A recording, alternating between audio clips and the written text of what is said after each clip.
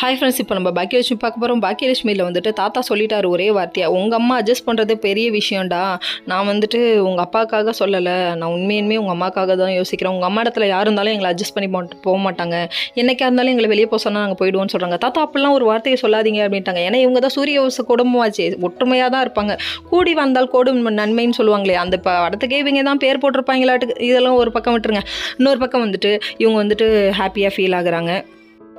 எதை நினச்சின்னு பார்க்குறீங்களா? நம்ம கோபி இந்த வீட்டை விட்டு வெளியே போகிறத நினச்சி தான் ஹாப்பியாக இருக்காங்க. இன்னொரு பக்கம் பாட்டி ஒரு பக்கத்து அப்படியே குத்த வச்சு குனிஞ்சு குமுறி போய் உட்காந்துருக்காங்க. என்னடா இது நம்ம பையன் இப்படி பண்ணிட்டானே அப்படின்னு சொல்லிட்டு.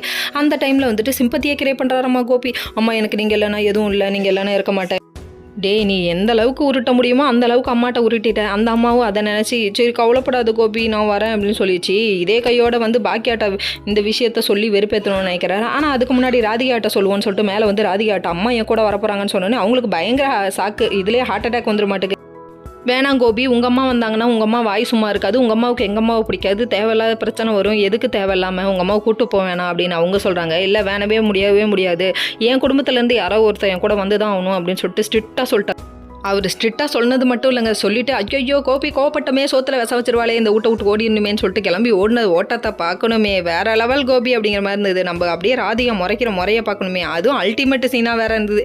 இன்னொரு பக்கம் வந்து மொத்த குடும்பமும் இதை நினச்சி ரொம்ப ஹாப்பியாக இருக்காங்க. அதுக்கப்புறம் என் பெட்டியை நானே பேக் பண்ணிக்கிறேன் அப்படிங்கிறாங்க நம்ம கோபி. ஓகே ஃப்ரெண்ட்ஸ், நெக்ஸ்ட் வீடியோவில் பார்ப்போம். பாய்.